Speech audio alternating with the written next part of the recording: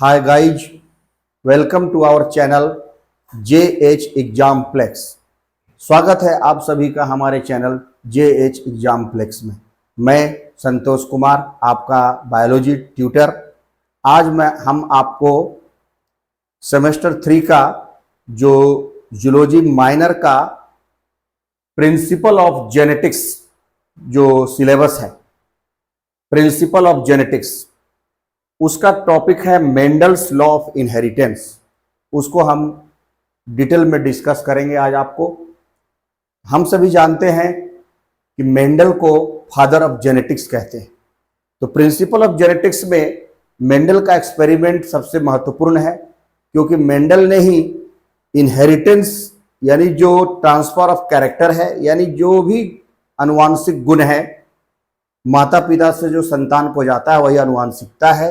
यानी आनुवांशिक गुण को देने वाले, इनहेरिटेंस कैरेक्टर को देने वाले जो भी रूल्स था उसको मेंडल ने दिया था, इसलिए मेंडल को फादर ऑफ जेनेटिक्स कहते हैं।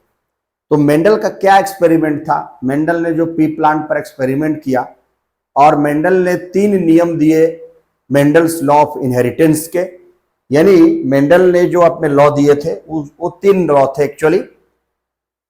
उसके बारे में आज हम लोग डिटेल में जिक्र करेंगे। बहुत ही आसान शब्दों में हम आपको बताने का प्रयास करेंगे। आप वीडियो में बने रहिए, देखिए, उसको समझिए, आखिरी तक वीडियो को देखिए, बहुत मजा आएगा। आज हम लोग जेनेटिक्स को एक एक करके समझेंगे।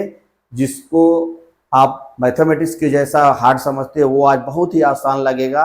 और हम लोग मेंडल के द्वारा प्रतिपादित किया गया ग्रेगर जॉन मेंडल, जिन्होंने आनुवांशिकता के नियमों को प्रतिपादित किया, उनका 3 नियम जो था, law of dominance, law of segregation that is also called purity of gametes and law of independent assortment, उसका हम लोग जिक्र करेंगे।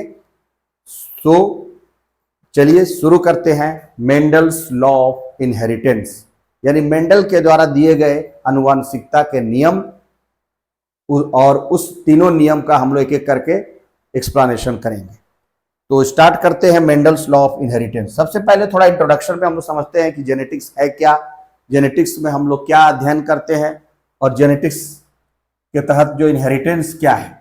तो सबसे पहले जो है हमारा ये टॉपिक, जैसा हमने बताया, देखिए हमारा अपना चैनल है, इसको सब्सक्राइब कीजिए, शेयर कीजिए ज़्यादा से ज़्यादा वीडियो को, ताकि और लोग भी इससे लाभान्वित हो सके और हमारा मोटिवेशन हो सके, हम आपके लिए और मेहनत करके, जी तोड़ मेहनत करके अच्छा से अच्छा वीडियो ला सकें और अच्छी तरह से आपको सामने सब्जेक्ट को पेश करें, उसको आसान बना सके। इसमें जो आपका है JH एग्जाम प्लेक्स, ये हमारा चैनल है।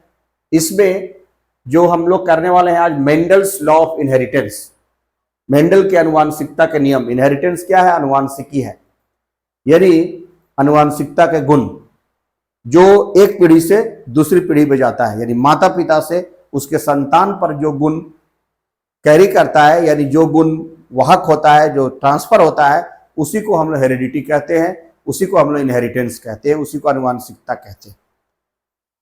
लेकिन ये माता पिता से संतान के ऊपर गुण जाएगा, ये कैसे जाएगा, उसका क्या नियम है, यही देने वाले थे Mendel, John Mendel, Gregor John Mendel, GJ Mendel. उसका जिक्र हम लोग करते हैं।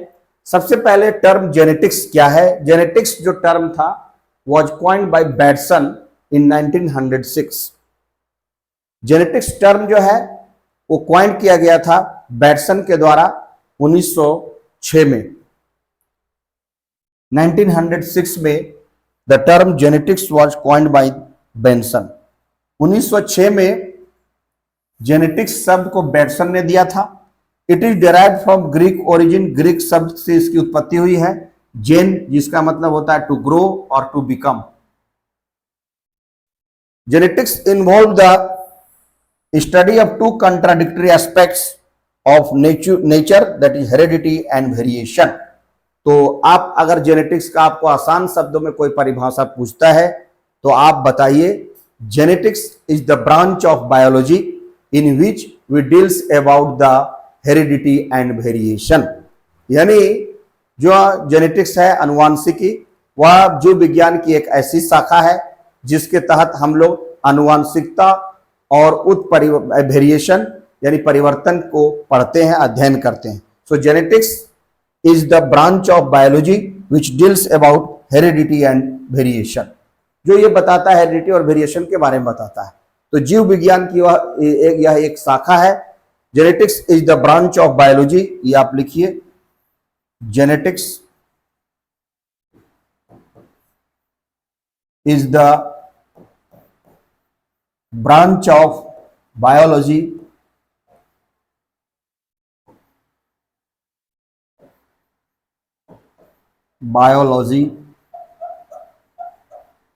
which deals about, यहां लिखा हुआ है heredity and variation, contradictory aspects of nature, that is सारे स्टडी करवाता है 2 कंट्राडिक्टरी एस्पेक्ट के बारे में, जिसमें 2 कंट्राडिक्टरी एस्पेक्ट क्या है, deals about heredity and variation, आनुवांशिकता और विभिन्नताएं को हम लोग पढ़ते हैं। क्योंकि आप जानते हैं कि जो सेक्सुअल रिप्रोडक्शन होता है उसमें वेरिएशन होता है, माता पिता से गुणसूत्र मिलते हैं, क्रोमोसोम का मिक्सिंग होता है, तो कैरेक्टर जब माता पिता का मिलता है तो उसकी गारंटी नहीं है कितना माता और पिता का कैरेक्टर मिलेगा, तो वो वेरिएशन लाएगा, वो चेंज लाएगा।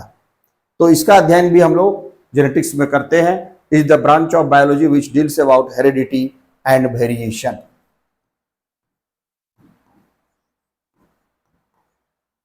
इस जेनेटिक्स शब्द की उत्पत्ति बेटसन ने 1906 में की थी। अब ये एक लैटिन वर्ड से इसका उत्पत्ति हुआ है, ग्रीक वर्ड है, इसको हम लोग देखते हैं। The word heredity is obtained from Latin word hereditas, which means heirship. It is the process of transmission of characters from one generation to next generation. Heredity क्या है? Heredity is the transmission of characters, यानी अनुवांशिकता जो है वो हमारे character को एक पीढ़ी से दूसरी पीढ़ी में पास होने की प्रक्रिया है। पास होने की क्रिया को अनुवांशिकता कहते हैं। जब हमारे गुणधर्म, हमारे कैरेक्टर्स, इसको हम लोग ट्रेड्स भी कहते हैं, character is also called traits. हमारा ट्रेड्स जो है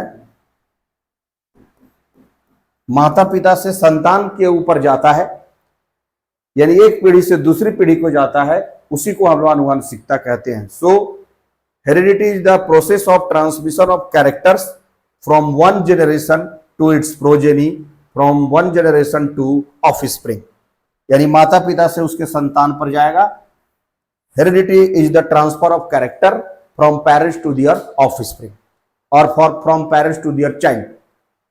तो अनुवांशिकता क्या है? जब कोई भी गुणधर्म माता पिता से उसके संतान के ऊपर जाता है, फिर वो संतान अपनी संतान को देगा, फिर वो संतान अपनी संतान को देगा। इसी तरह पीढ़ी दर पीढ़ी, एक पीढ़ी से दूसरी पीढ़ी में, दूसरी पीढ़ी से तीसरी पीढ़ी में जो हमारा कैरेक्टर है, यानी जो हमारा ट्रेड्स है, वो पास आउट होगा। यही कैरेक्टर या ट्रेड्स को पास आउट होने की प्रक्रिया को हम लोग हेरिडिटी कहते हैं, अनुवांशिकता कहते हैं। इस अनुवांशिकता का जो कुछ नियम है उसको मेंडेलियन प्रिंसिपल के नाम से हम लोग जानते हैं। वो मेंडल ने उसको पुट फॉरवर्ड या दिया था, मेंडल ने ही उस एक्सपेरिमेंट को जेनेटिकली मतलब डिफाइन किया था प्रिंसिपल को, इसलिए वो मेंडेलियन प्रिंसिपल्स के नाम से जाना जाता है। मेंडल्स लॉ ऑफ इनहेरिटेंस भी उसको हम लोग कहते हैं, या लॉ ऑफ हेरिडिटी भी उसको कहते हैं। और ये इसी योगदान के लिए मेंडल को फादर ऑफ जेनेटिक्स कहा जाता है, अनुवांशिकता के जनक, अनुवांशिकता के पिता। तो वेरिएशन के बारे में भी यहां थोड़ा डिफाइन किया गया है कि variation is the cause of differences between the individuals. Variation क्या है? दो व्यक्ति के बीच में, यानी इंडिविजुअल के बीच में विभिन्नताएं हैं, अंतर है। कोई भी दो व्यक्ति एक दूसरे से समान नहीं है। अगर हम जुड़वा को छोड़ दें तो बाकी सभी एक ही माता पिता के 2-3 संतान जो है सब अलग है। आपस में भाई भी एक दूसरे से अलग है। तो विभिन्नताएं हैं जीवों के बीच में।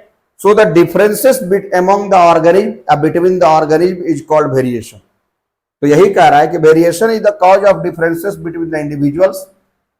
जो हमारे बीच में डिफरेंस आता है वो वेरिएशन है। It forms the reason that why the offspring from the same parents resemble each other but are still unique in their own veg.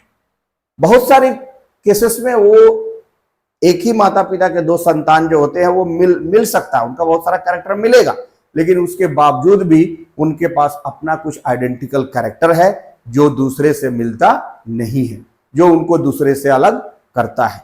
तो in spite of some similarities they have a differences also. यानी कुछ समानताएं होने के बावजूद भी हो सकता है नाक की बनावट मिलता हो, आंख की बनावट मिलता हो, बट बाकी कुछ और भी अंतर उनमें जुड़ जाता है जो उनको एक दूसरे से अलग करता है। वो डिफरेंसेस आता ही है, unique in their own way वो बनते हैं और वो उनके बीच में डिफरेंस है। ये वेरिएशन सेक्सुअल रिप्रोडक्शन का एक विशेष कैरेक्टर है। सेक्सुअल रिप्रोडक्शन में अंतर आता है, समानताएं नहीं होती है। ऑर्गेनिज्म के बीच में, जीवों के बीच में वेरिएशन होता है। इस सेक्सुअल रिप्रोडक्शन में अंतर बहुत कम है, लेकिन सेक्सुअल रिप्रोडक्शन में मिक्सिंग ऑफ गैमेट्स है, यानी मेल और फीमेल गैमेट को मिला रहे हैं आप, तो इसके कारण उसमें विभिन्नताएं हैं, डिफरेंसेस है, वेरिएशन है, और वो पीढ़ी दर पीढ़ी वेरिएशन बढ़ते जाता है। तो मेंडेलियन प्रिंसिपल्स क्या है इसको आप समझिए। मेंडल्स के प्रिंसिपल को हम लोग देखते हैं कि मेंडल ने अपने सिद्धांत में क्या कहा है।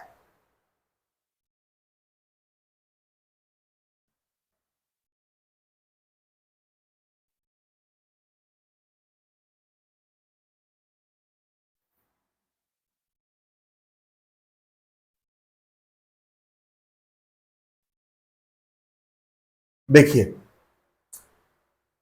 Mendelian principles, Gregor John Mendel इनका पूरा नाम था, is the father of genetics. Gregor John Mendel is called the father of genetics. थोड़ा और इसको बड़ा कीजिए, make it some visible. Yes, Gregor John Mendel, G.J. Mendel, जिनको हम लोग कह रहे हैं फादर ऑफ जेनेटिक्स, आनुवंशिकता के पिता। इनका जन्म बॉर्न ऑन जुलाई 22, 1822, 22 जुलाई 1822, मिलता जुलता है, में ऑस्ट्रिया की राजधानी वियना है, ऑस्ट्रिया में हुआ था।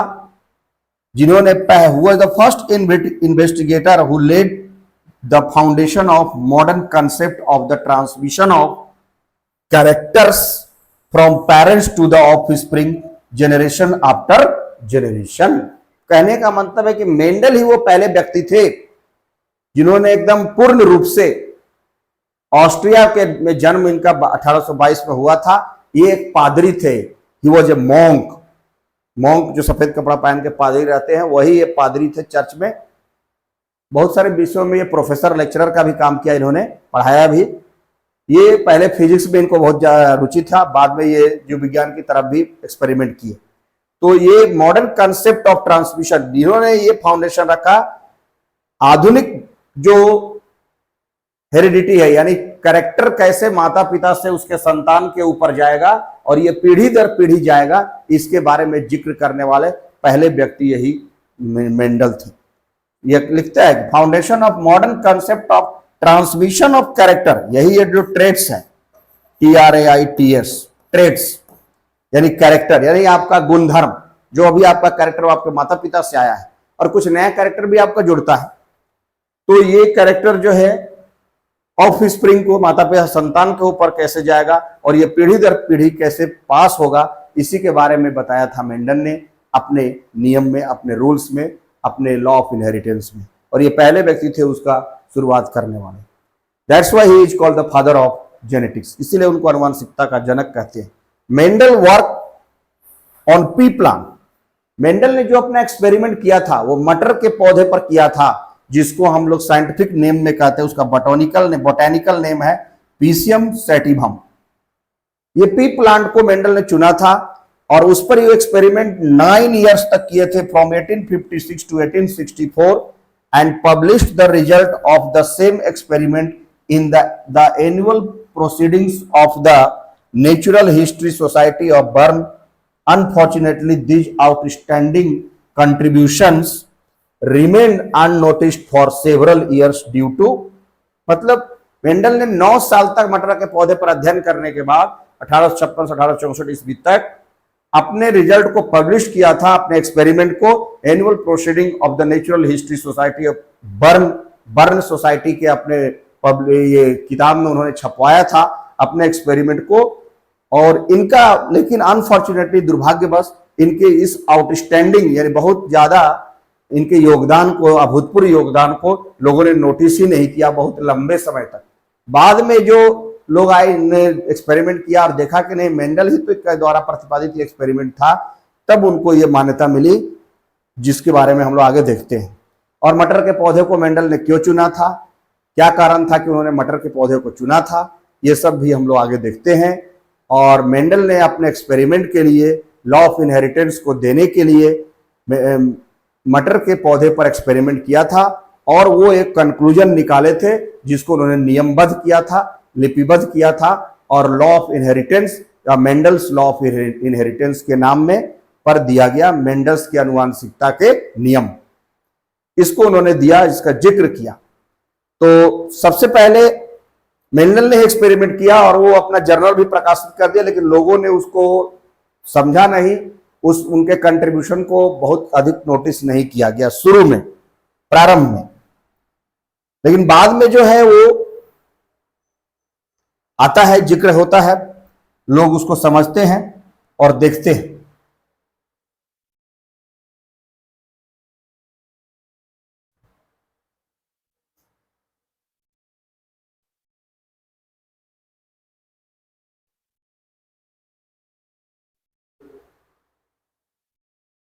अब जो है आपका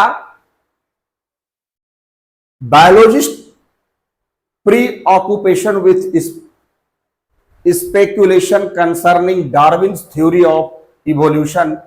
डार्विन ने जो अपना कंसेप्ट दिया था थ्योरी ऑफ इवोल्यूशन, जो कि उनकी किताब ओरिजिन ऑफ स्पीसीज में छपा था, चार्ल्स डार्विन जिसके नाम से विख्यात है, उन्होंने इवोल्यूशन के नियम दिए थे। उसमें जैव विकास के, ऑर्गेनिक इवोल्यूशन के विकासवाद का सिद्धांत चार्ल्स डार्विन के द्वारा दिया गया था, और उनकी पुस्तक थी एक ओरिजिन ऑफ स्पीसीज, जीवों की उत्पत्ति का सिद्धांत, जीवों की उत्पत्ति। उसमें उन्होंने छापा था अपना जो भी रूल्स, जो थ्योरी ऑफ इवोल्यूशन का प्रकाशित हुआ था। उस समय ये चल रहा था, इसलिए मेंडल का एक्सपेरिमेंट नोटिस नहीं हुआ। यहां ये हम लोग कहने का मतलब है। madness of biologists to think statistically, limited circulation of proceedings। जो भी पेपर और जर्नल था वो बहुत ज्यादा उसका प्रकाशन नहीं हो रहा था और बहुत ज्यादा वो सर्कुलेट नहीं हो रहा था लोगों के बीच में, इसलिए भी वो नोटिस नहीं हुआ। और failure to show same result in hawk, कोई बहुत सारे रिजल्ट को लोगों ने दूसरे ढंग से उसको पब्लिश किया, इसलिए भी वो प्रकाशित जो था वो नॉलेज में नहीं आया। अलग जो है लेटर ऑन कहता है कि उनके एक्सपेरिमेंट करने के लगभग 25-30 वर्षों के बाद ह्यूगो डी ब्रिज, ये है ह्यूगो डी ब्रिज, ये आपका नामकरण इनका है।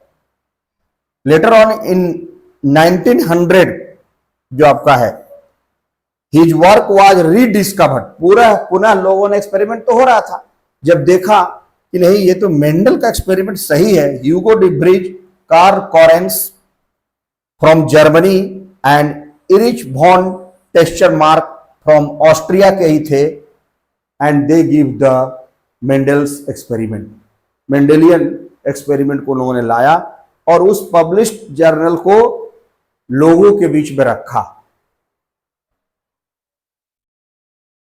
तब मेंडल का एक्सपेरिमेंट जो है आपको समझ में आया। Mendel's studied inheritance of 7 different contrasting pairs in pisum sativum. अब ये कहता है कि मेंडल ने जो एक्सपेरिमेंट किया था, यानी जो उनका उस समय जर्नल में प्रकाशित हुआ था, जिसके लिए उन्होंने 9 वर्ष का समय लगाया था, 9 years ऑफ रिपीटेड एक्सपेरिमेंट। कहने का मतलब है कि 9 वर्षों तक लगातार उस प्रयोग को करते रहे मेंडल। वो उन्होंने मटर के पौधे पर किया था, और मटर के पौधे पर इसलिए किया था कि मटर का जो पौधा था वो सबसे पहले तो 1.5 से 2 महीने में रिजल्ट दे देता। उसकी जो फर्टिलिटी है यानी लाइफ साइकिल जो बहुत शॉर्ट स्पेन ऑफ टाइम में है, जिसके कारण मेंडल को रिजल्ट तुरंत मिलता। तो मेंडल को अपने एक्सपेरिमेंट का रिजल्ट जानने के लिए, उसका कंक्लूजन जानने के लिए बहुत लंबे समय तक इंतजार नहीं करना पड़ता। अगर वो ह्यूमन बीइंग पर करते तो एक बच्चा के बाद 9 महीने का दूसरा बच्चा होगा, तो जो भी चेंज आएगा वो 9 मंथ तक उनको वेट करना पड़ेगा, इसलिए वो लंबा समय लगता है। इसलिए मेंडल ने बहुत सोचने समझने के बाद अपने एक्सपेरिमेंट को करने के लिए पीसियम सेटिवम का जो प्लांट है, यानी जो पी प्लांट है, उसको चुना था मेंडल ने अपने एक्सपेरिमेंट के लिए। अपने एक्सपेरिमेंट के लिए मेंडल ने क्या चुना था? पी प्लांट को चुना था। देखिए, पी प्लांट को चुनने के पीछे मेंडल का क्या उद्देश्य था, इसका हम लोग जिक्र करते हैं। Why Mendel had chosen P plant? P plant को मेंडल ने क्यों चुना था, इसको समझिए। Why Mendel had chosen the pea plant? Mendel ने क्यों चुना? सबसे पहले तो आप पी प्लांट में 1 नहीं, 2 नहीं, 3 नहीं, 4 नहीं, 5 है, 7 पेयर ऑफ कंट्रास्टिंग कैरेक्टर, यानी 7 अलग अलग तरह के गुण थे, यानी कैरेक्टर थे। 7 अलग अलग तरह का कैरेक्टर होने के कारण उन 7 कैरेक्टर कैसे एक मटर के पौधे के पेरेंट से यानी पीढ़ी से दूसरे मटर के पौधे के पीढ़ी में जाता है, फिर दूसरे से तीसरे में जाता है, तो ये 7 अलग अलग तरह का कैरेक्टर यानी गुण होने के कारण मेंडल ने उस पी प्लांट को चुना था। एक कारण यह भी था, शॉर्ट स्पेन ऑफ लाइफ भी था। तो यहां भी आपको लिखता है कि Mendel's studied inheritance of 7 different contrasting pairs of characters in pisum sativum. उस पी प्लांट में 7 अलग अलग तरह के कैरेक्टर को उन्होंने जिक्र किया था, मिला था उनको, जिसके कारण वो उन्होंने उस एक्सपेरिमेंट को चुना था। इसको हम आपको बहुत ही आसान शब्दों में बता देते हैं, जिसको आप समझ लीजिए कि वो 7 पेयर ऑफ कंट्रास्टिंग कैरेक्टर क्या था। वो 7 पेयर ऑफ कंट्रास्टिंग कैरेक्टर को हम लोग देखते हैं कि वो 7 पेयर ऑफ कंट्रास्टिंग कैरेक्टर क्या था। तो 7 पेयर ऑफ कंट्रास्टिंग कैरेक्टर में मटर के पौधे में ये 7 लक्षण थे। 7 पेयर ऑफ कंट्रास्टिंग कैरेक्टर, अलग अलग लक्षण दिखलाने वाले 7 pair of contrasting character.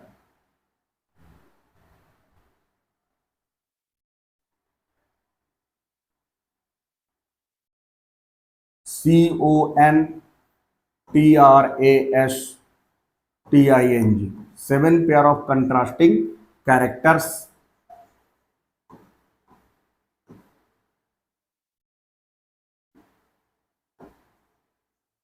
Characters in P plant. सबसे पहले मेंडल को मिला था हाइट, स्टेम हाइट, यानी कुछ लंबे पौधे थे, कुछ छोटे पौधे थे। तो उसमें पहला जो था वो था height of the pea plant, जिसमें आप देखते हैं हम लोग एक्सपेरिमेंट में करते हैं टॉल एंड ड्वार्फ। टॉल को बोला हाइट ऑफ पी प्लांट,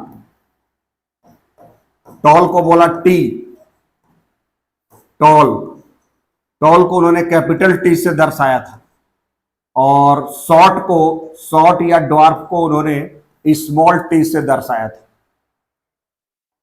उसके बाद दूसरा जो था वो था फ्लावर का कलर,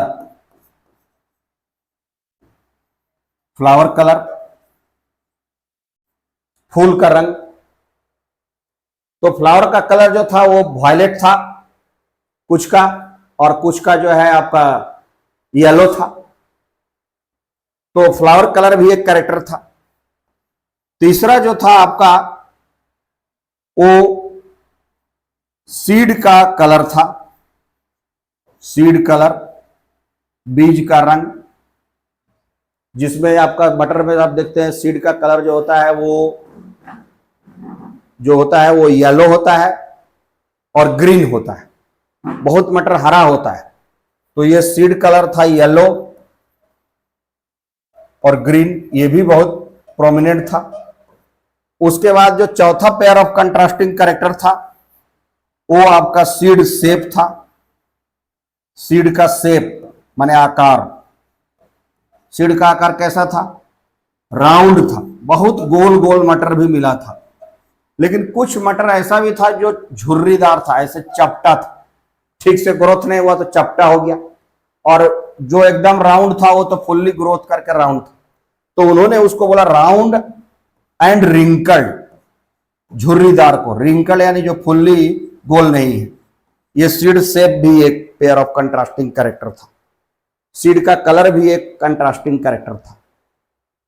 उसका फ्लावर का कलर था, हाइट ऑफ पी प्लांट था, ये पहला, दूसरा फ्लावर कलर, तीसरा सीड कलर, चौथा सीड शेप। उसके बाद मटर में आप देखते हैं दाना लगता है, पांचवा।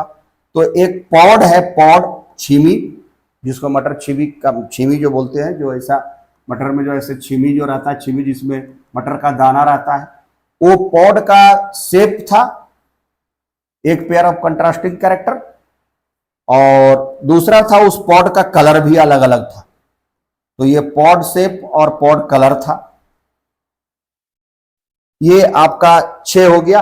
और 7वां जो था वो आपका था जो फूल खिलता था, फ्लावर जो खिलता था उसका पोजीशन। जैसे बहुत सारा फ्लावर जो है सीधे निकल जाता था, बहुत सारा जो टर्मिनल था, तो एक्सियल और टर्मिनल, ये पोजीशन ऑफ बर्ड्स या पोजीशन ऑफ द फ्लावर था।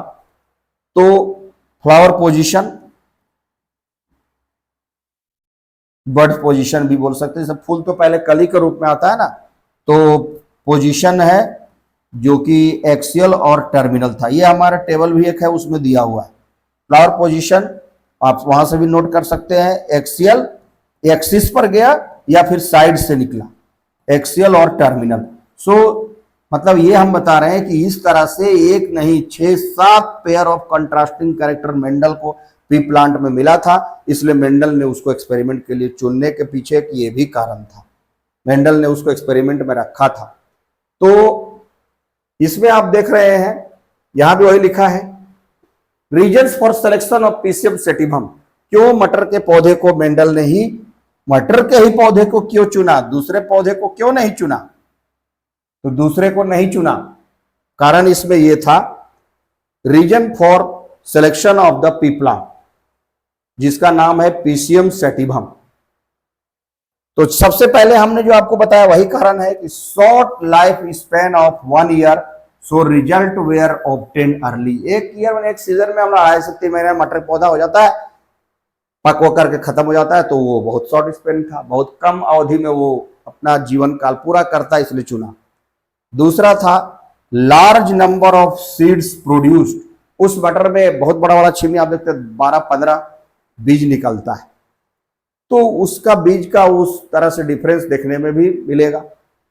उसके बाद है variability of character that can be studied, यानी different types of contrasting character भी अलग अलग तरह का है, 7-7 पेयर में दिख रहा है। और मटर जो है, because of self fertilization results are homozygous, it is there pure lines. कहने का मतलब है, ये लाइन को जरा देखिए, इसमें जो है आपका, यहां मिट्टी थोड़ा छुप गया है, therefore easy to get pure lines.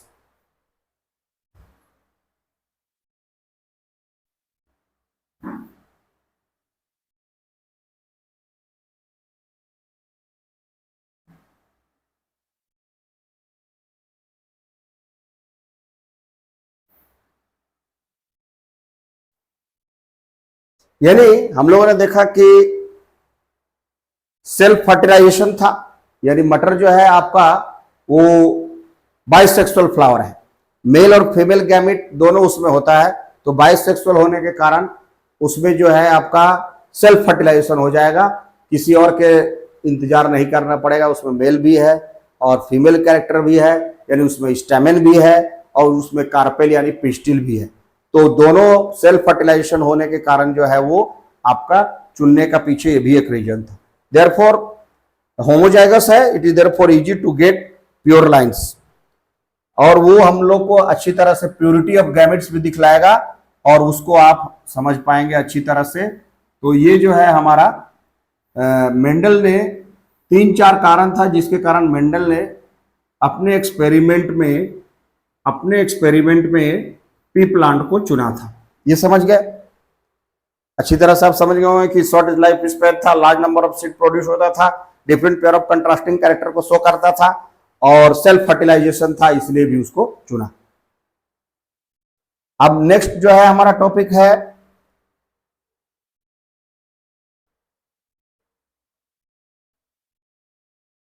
जो देखिए यहां पर जो हमने आपको बताया था कि 7 pair of characters studied by the Mendel, ये यहां दिया हुआ है जिसमें आप देख पा रहे हैं वही हमने जो लिख के बताया आपको। स्टेम का लेंथ है, टॉल और ड्वार्फ 2 कैरेक्टर था। टॉल को उन्होंने कहा था डोमिनेंट है, कहने का मतलब कि लंबा होने के कारण छोटा वाला छिप जाता है, यानी वह कैरेक्टर जिसके प्रेजेंस होने के कारण दूसरा कैरेक्टर उसके प्रेजेंस के कारण छिप जाता है, नहीं दिखला पाता है, उसको हम लोग बोलते हैं डोमिनेंट। और जो छिप जाता है और वो रहते हुए भी डोमिनेंट के कारण नहीं दिख पाता है वो है रेसेसिव। ये रेसेसिव था। तो ड्वार्फ वाला जो स्मॉल टी वाला था वो रेसेसिव था और जो कैपिटल टी वाला था वो टॉल था। एक कैपिटल टी और एक स्मॉल टी भी टॉल था। ये भी आपको टॉल था मेंडल के अनुसार और ये भी टॉल था, ये दोनों टॉल था। मिक्स टाइप का कोई कैरेक्टर नहीं था उनके पास, सब टॉल था। और ये स्मॉल टी जो है ये ड्वार्फ था या आपका ये शॉर्ट हाइट का था, शॉर्ट था। तो ये हाइट मिला था। फ्लावर पोजीशन जैसा हमने बताया एक्सियल और टर्मिनल था, एक्सिस से गया या साइड वाइज निकला। पॉड का शेप था मटर छिमी का आकार, इन्फ्लेटेड था, कुछ मतलब फैला हुआ था एकदम, और कुछ कंस्ट्रिक्टेड था, थोड़ा छिमी गड़बड़ा गया, थोड़ा पतला हो गया, मतलब दब गया। उसके बाद ये पॉड का कलर था मटर छिमी ग्रीन था, हरा भी था, कुछ पीला भी था। सीड का शेप जैसा हमने बताया कि एकदम डेवलप हुआ तो राउंड हो गया, पूरा गोल हो गया, और फिर झुर्रीदार हो गया, नहीं डेवलप हुआ तो वो चपटा हो गया, रिंकल्ड हो गया। और सीड का कलर भी था। बहुत सारा मटर का पौधा जो पीला रंग का दिखता है उसका दाना पीला कलर का भी होता है, और हमको ग्रीन हरा मटर भी मिलता है। तो ये भी उसमें कैरेक्टर था। सीड बीज का कलर रंग अलग अलग था। और सीड कोट कलर जो है ये ग्रे और व्हाइट, ये भी एक था। तो इतना तरह का जो है आपका different pairs of contrasting characters में फ्लावर कलर को भी यहाँ पर जिक्र करके बनाया गया है। इतने तरह का कैरेक्टर जो है मेंडल ने अपने एक्सपेरिमेंट में 7 पेयर ऑफ कंट्रास्टिंग कैरेक्टर को देखा था। इसके कारण जो है आपको मेंडल का एक्सपेरिमेंट करने के पीछे यही कारण था। अब नेक्स्ट जो है आपका कि plants used as parents were marked as parental generation. जो भी प्लांट्स को हम लोगों ने यूज किया पेरेंट्स के रूप में वो पेरेंटल जनरेशन के थे, यानी जिसको हम लोग पेरेंट्स बोलते हैं, जो ओरिजिनल था। Designated bye P1। P1 का मतलब होता है पेरेंटल। इसको हम लोग एक्सपेरिमेंट में लिखेंगे तो वहां जानेंगे कि जो P1 है इसका मतलब ये पेरेंटल है।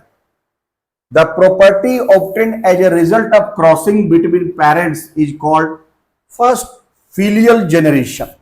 आप देखते हैं हम लोग F1 लिख देते हैं, F1 जनरेशन, यानी जो पेरेंट P1 का जो रिजल्ट मिला पहली पीढ़ी में आया वो F1 जनरेशन है। F का मतलब है फिलियल, FILIL यह लिखा है, फिलियल जनरेशन।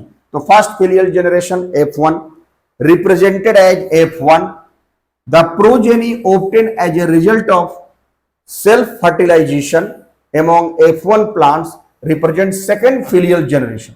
अब F1 जनरेशन में जो उत्पन्न हुआ उसको आप फिर क्रॉसिंग ओवर के लिए, क्रॉस कराने के लिए दूसरे जनरेशन में जब ले गए, दोनों F1 वाले को आपस में मिलाए क्योंकि सेल्फ पॉलिनेटेड है, और जब वो आपस में मेल फीमेल मिला तो उसके बाद जो रिजल्ट मिला पहली पीढ़ी के बाद उसको फिर ले गए आप, तो वो दूसरी पीढ़ी का कहलाया F2 जनरेशन। तो उसी को कह रहा है कि the progeny obtain as a result of self pollination, self fertilization का जो रिजल्ट मिला था F1 में, उसको आपने फिर से क्रॉस कराया तो सेकंड फिलियल जनरेशन मिला, जिसको हम बोलते हैं F2 generation. Genotypic ratio is the ratio on the basis of genetic makeup of progeny, while phenotypic ratio is the ratio on the basis of physical appearance। तो यहां पर दो टर्म हम लोग को मिलता है मेंडल के एक्सपेरिमेंट में। एक है जीनोटाइप, जैसे मान लीजिए हमने आपको बताया था कि टॉल है, प्लांट बाहर से देखे तो टॉल है। मैंने मेंडल ने जब एक्सपेरिमेंट किया तो वो जितना बार भी 9 साल एक्सपेरिमेंट किए थे मेंडल, उनको पहली पीढ़ी में सारा टॉल प्लांट मिला था, एक बार भी उनको पहली पीढ़ी में छोटा पौधा नहीं मिला था। तो मेंडल ने कहा, उसको अपने पहले नियम में लॉ ऑफ डोमिनेंस में दिया कि पहली पीढ़ी में सिर्फ डोमिनेंट कैरेक्टर, उसको टॉल को उन्होंने डोमिनेंट कहा और कहा कि डोमिनेंट कैरेक्टर ही दिखता है, आप चाहे कितने बार भी उसको एक्सपेरिमेंट को कर लो। तो वो लॉ ऑफ डोमिनेंस उन्होंने दिया, वही पहला पीढ़ी का था जिसको उन्होंने टॉल कहा। तो जो बाहर से टॉल दिखता है, फिजिकल अपीयरेंस, जैसे कोई व्यक्ति बहुत लंबा है तो उसका फिजिकल अपीयरेंस है, तो टॉलनेस को हम लोग क्या कहते हैं, फिनोटाइप। जो बाहर से दिखा वो फिनोटाइप। अब इस टॉल को एक्सप्रेस करने के लिए एक जीन आया, तो एक कैरेक्टर को दो जीन एक्सप्रेस करता है, यानी पेयर ऑफ जीन्स, जिसको मेंडल ने कहा कि कैपिटल टी या कैपिटल टी स्मॉल टी। तो ये जो सेट ऑफ जीन है, इसी को जो टॉल को रिप्रेजेंट कर रहा है वो जीनोटाइप है। ये क्या है, जीनोटाइप, ये जीनोटाइप। तो मेंडल का एक्सपेरिमेंट में साफ कहता है कि फिजिकल अपीयरेंस, जो बाहरी आवरण है, आपके बाल का रंग, आपके आंखों का रंग, आपके शरीर का रंग, आपके हाइट, ये सब जितने भी तरह के कैरेक्टर जो आप देख रहे हैं, बाहरी अपीयरेंस, फिजिकल अपीयरेंस, ये आपका फिनोटिपिकल कैरेक्टर है, ये आपका फिनोटाइप है। लेकिन इस कैरेक्टर को रिप्रेजेंट करने के लिए जो सेट ऑफ जीन्स है, उसको जो आप वर्णित करते, एक्सप्रेस करते हैं, तो वो जीनोटाइप है। जैसे यहां टॉलनेस के लिए कैपिटल टी और स्मॉल टी। एक कैपिटल टी उस छोटे टी को दबा देता है, शॉर्ट हाइट को, और बड़ा वाला ही दिखता है, इसलिए कैपिटल टी भी तो है ही बड़ा और कैपिटल टी स्मॉल टी भी बड़ा है, यानी वो डोमिनेंट है। तो वो हमारा फिनोटाइप, बाहर से दिखना टॉल, वो फिनोटाइप है। और अंदर से मतलब जो सेटअप, जैसे कि ड्वार्फ आ गया, तो ड्वार्फ के लिए आप ड्वार्फ बाहर से देखें कि छोटा है, तो ये इसका फिनोटाइप है। और इसको एक्सप्रेस करने के लिए जो जीन का आया सेट स्मॉल टी, वो उसका जीनोटाइप है।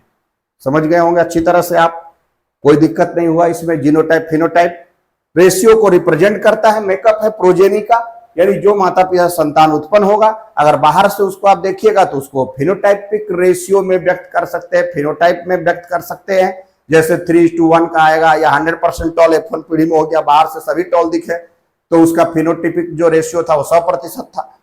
और जीनोटाइप में अगर आप जीन का एक्सप्रेशन देखें तो 3:1 है, तो वो जीनोटिपिक रेशियो 1:2:1 का आगे हम लोग देखते जाएंगे एक्सपेरिमेंट पर। ये जीनोटाइप का मतलब जीन सीक्वेंस, जीन को जो दर्शाता है वो जीनोटाइप है। जो भी कैरेक्टर आप शो कर रहे हैं, अगर आप बहुत बुद्धिमान हैं, आपका आईक्यू बहुत तेज है, तो उस कैरेक्टर को व्यक्त करने के लिए जो भी जीन का सेट है वो आपका जीनोटाइप है। और जो बाहर से आप व्यक्त कर रहे हैं वो फिनोटाइप एक्सप्रेशन है। अब मोनोहाइब्रिड क्रॉस, मेंडल ने इसको जरा हम लोग पहले समझते हैं कि मेंडल ने 3 लॉ दिया था, जब मैं पहले भी बताया था कि मेंडल ने जब एक्सपेरिमेंट किया था मटर के पौधे पर, तो उन्होंने फाइनल कंक्लूजन जो 9 साल एक्सपेरिमेंट करके दिया था, उसका एक कंक्लूजन उन्होंने 3 नियम के तहत दिया था। उस 3 नियम के लिए उन्होंने 2 एक्सपेरिमेंट 2 बार किया था। एक था मोनोहाइब्रिड क्रॉस, यानी एक सिंगल पेयर ऑफ कैरेक्टर को लेकर एक्सप्रेशन बार बार किया, और एक डाइहाइब्रिड क्रॉस जिसमें 2 पेयर ऑफ कंट्रास्टिंग कैरेक्टर को एक साथ मिलाया था, उसको बोलते हैं डाइहाइब्रिड क्रॉस। तो मोनोहाइब्रिड क्रॉस से मेंडल का 2 लॉ मिलता है, और डाइहाइब्रिड क्रॉस से मेंडल का तीसरा लॉ मिलता है, जो कि है लॉ ऑफ इंडिपेंडेंट असॉर्टमेंट, जिसको हम लोग अगले वीडियो में देखेंगे। आज हम लोग का पास 2 लॉ है, जिसमें एक है मोनोहाइब्रिड क्रॉस यानी लॉ ऑफ डोमिनेंस, और दूसरा है आपका लॉ ऑफ सेग्रीगेशन, जिसको law of purity of gametes भी कहते हैं। तो वो दो एक्सपेरिमेंट को हम लोग देख लेते हैं क्या क्या वो है। तो आपका जो मोनोहाइब्रिड क्रॉस है, ये मेंडल ने जो एक्सपेरिमेंट दिया था मोनोहाइब्रिड क्रॉस, सिंस एक पेयर ऑफ कंट्रास्टिंग कैरेक्टर को लिया गया था इसलिए इसका नाम है मोनो। मोनो का मतलब होता है सिंगल, जैसे मोनोऑक्साइड जिसमें एक ऑक्सीजन रहता है, डाइऑक्साइड दो हो गया तो डाई हो गया, तो इसलिए डाइहाइब्रिड माने दो pair of character, seed shape और सीड कलर दोनों मिला दिए तो डाइहाइब्रिड हो गया। इसमें एक पेयर ऑफ कैरेक्टर लिया यानी height of the pea plant, तो इसमें एक ही पेयर ऑफ कैरेक्टर था इसलिए मोनोहाइब्रिड क्रॉस था। इसमें क्या बोलते हैं, Mendel observe that seeds from tall plants produced only tall plants, similarly yellow seeds produced plants with yellow seeds. जितना बार भी कैरेक्टर को मिलाता था सिर्फ डोमिनेंट कैरेक्टर पहली पीढ़ी में यानी कि F1 जनरेशन में दिखता था। He called them to represent pure line. Mendel cross tall and dwarf plant, पहले पीढ़ी के लिए क्रॉस किया, एक पेयर ऑफ कैरेक्टर लिया, monohybrid cross. The plant red were all tall in F1 generation. यहां F1 पढ़िए इसको, यानी पहली पीढ़ी में पौधा को लाया, पेरेंट्स को उसको डाल दिया और जितना बार भी उगाया पहली पीढ़ी में सारे प्लांट टॉल होते थे। तो F1 जनरेशन में ऑल आर टॉल, 100% टॉल। तो बोला कि सिर्फ उसको डोमिनेंट बोला टॉल को, तो बोला सिर्फ डोमिनेंट कैरेक्टर ही पहली पीढ़ी में दिखता है, इसलिए पहला लॉ लिख दिया, लॉ ऑफ डोमिनेंस। अब ये the plants red were all tall in F1 generation on self pollination. फिर F1 जनरेशन में जो टॉल प्लांट मिला उसको फिर अगली बार ले गया, क्रॉस कराया, सेल्फ क्रॉसिंग कराया, तो F1 generation obtained were both tall and dwarf in the ratio 3:1। अब F1 जनरेशन को सेल्फ पोलिनेटिंग किया गया, तो जो F2 जनरेशन में हमको प्लांट मिला उसमें सिर्फ एक मतलब 25% ड्वार्फ मिला था और 75% टॉल मिला था, यानी 3:1 का रेशियो बाहर से देखने में था, जिसको हम लोग फिनोटिपिक रेशियो कहते हैं। 3 पौधे जो थे लंबे थे और एक पौधे जो थे वो 4 में एक छोटा था, यानी अगर हम लोग परसेंटेज में कहें तो 75% टॉल था, 25% ड्वार्फ था। तो मेंडल इसको अपने सेकेंड लॉ में प्रूव करके बताता है। आगे चल के हम लोग देखेंगे कि यही एक्सपेरिमेंट मोनोहाइब्रिड क्रॉस से किया था। कहता नहीं, पहली पीढ़ी में वो 25% वाला ऐसा नहीं था कि अचानक से टपक गया, वो पहली पीढ़ी में था लेकिन जो बड़ा वाला था वो उसको दबा दिया था, और दूसरी पीढ़ी में जब उसका एक्सप्रेशन थोड़ा बढ़ा, वो अपने आप को और आगे बढ़ाया तो उसकी संख्या बढ़ी तो दिख गया, यानी कैरेक्टर अलग हो गया।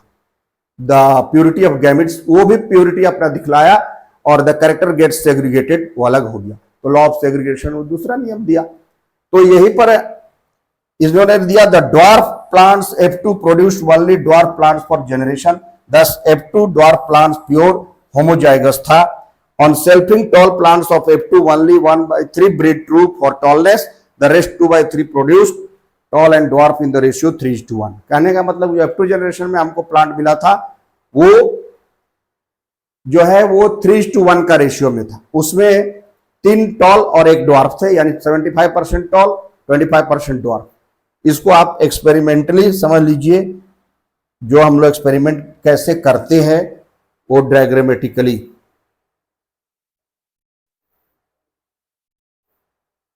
यहां पर लिखा हुआ टॉल होमोजाइगस 25% था टीटी, टॉल हेटेरोजाइगस हाइब्रिड 50% था टीटी, और ड्वार्फ होमोजाइगस प्योर था 25% टीटी।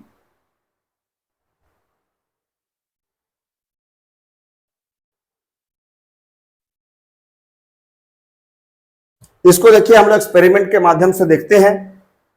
ये देखिए, यही है हम लोग जो करते हैं, यानी सबसे पहले जो टॉल पी प्लांट था पेरेंटल था, इसलिए यहां P1 जनरेशन लिखा हुआ है।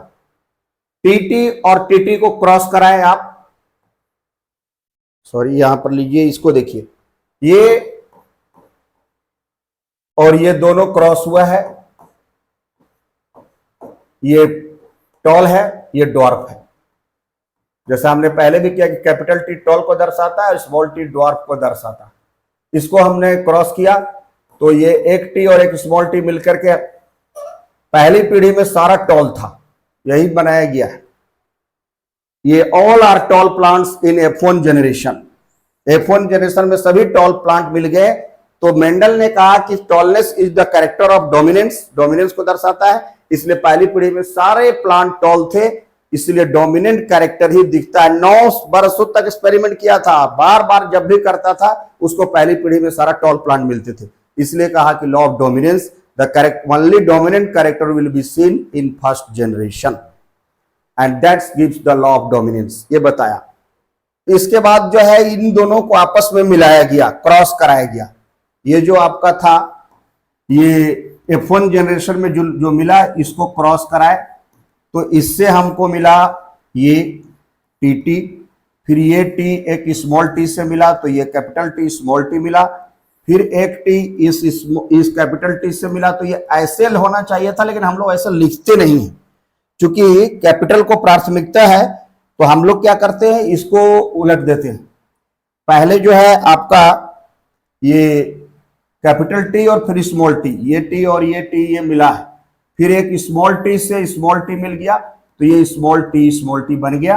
ये 3 टॉल है और ये एक आपका डॉर्फ है, समझ गए। तो ऐसे आपको 3 टॉल मिला, इसको इससे मिलाए हैं भाई, और इसको फिर मिला है इससे, फिर ये मिल गया इससे और ये मिल गया इससे, छोटा वाला से, तो 2 स्मॉल t मिला जो एक यानी 25% डॉर्फ था।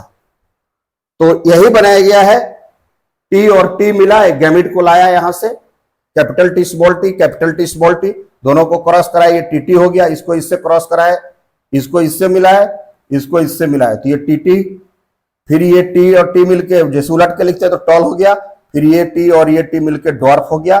फिगर एक मोनोहाइब्रिड क्रॉस का ये बतलाता है F2 जनरेशन में टॉल और डॉर्फ थे, यानी फिनोटिपिक रेशियो में 3 बाहर से टॉल और एक अंदर से, मतलब एक स्मॉल दिखा तो 3:1 का रेशियो मिला।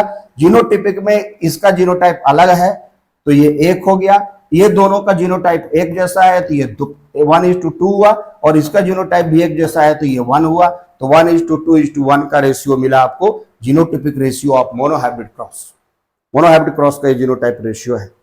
तो F1 जनरेशन में आपको सारा टॉल था, 100% टॉल था। F2 जनरेशन में फिनोटाइप में 3:1 का रेशियो मिला, 3 टॉल 1 डॉर्फ, और जीनोटाइप कीजिएगा तो एक पूरा TT कैपिटल TT था तो वो 1 हो गया, और एक कैपिटल T एक स्मॉल t, एक कैपिटल T स्मॉल t एक जैसा था तो वो 2 हो गया, और एक डॉर्फ था स्मॉल TT वाला तो वो 1 हो गया, तो 1:2:1 का रेशियो हो गया।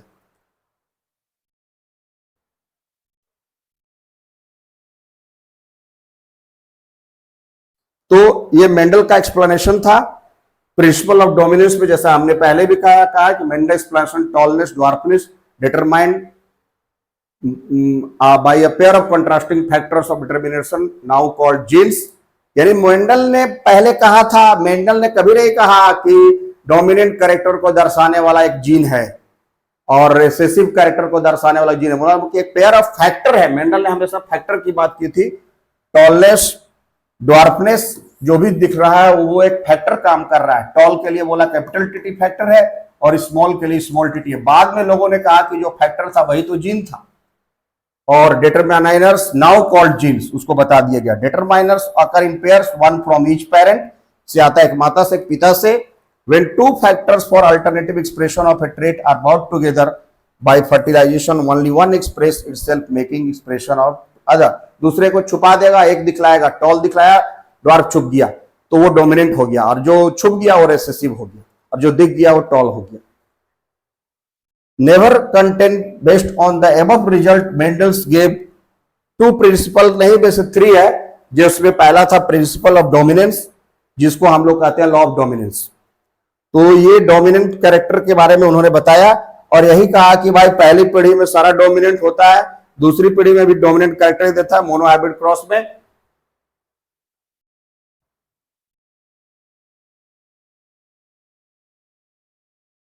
इसमें आप देख रहे हैं कि इसी का जिक्र है, when 2 homozygous individuals with 1 or more set of contrasting characters are crossed, then the characters that appear in the F1 generation are dominant characters and characters that are marked from appearing in F1 are recessive। यानी एक बार dominant दिखा, एक recessive दिखा। Tall plants और obtain when TT into TT producing all toll hybrid plant, और capital T भी आपको ये दिख गया, स्मॉल टी का ये जिक्र हो गया। तो मेंडल ने कहा कि सिर्फ डोमिनेंट कैरेक्टर ही दिखता है पहली पीढ़ी में, और जो दूसरी पीढ़ी में इन्होंने कैरेक्टर दिखला करके जो दिखलाया था उसके आधार पर इन्होंने दिया प्रिंसिपल ऑफ सेग्रीगेशन, जिसको हम लोग प्यूरिटी ऑफ गैमेट्स कहते हैं। ये दूसरा नियम है, इसको उन्होंने जिक्र किया।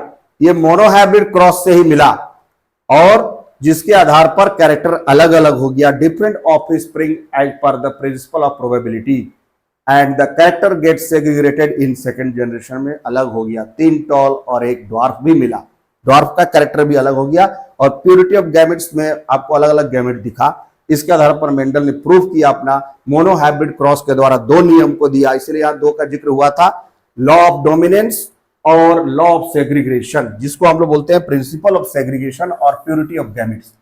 तीसरा जो नियम था उसने उन्हें डाइहाइब्रिड क्रॉस दे करके 2 पेयर ऑफ कंट्रास्टिंग कैरेक्टर को मिला करके दिया था, जिसका जिक्र हम लोग अगले वीडियो में करेंगे। आप जुड़े रहिए हमारे साथ, देखते रहिए और लाइक शेयर और सब्सक्राइब कीजिए चैनल को, ताकि हमारा मोटिवेशन हो सके। Keep watching the video, like share and subscribe. Thank you.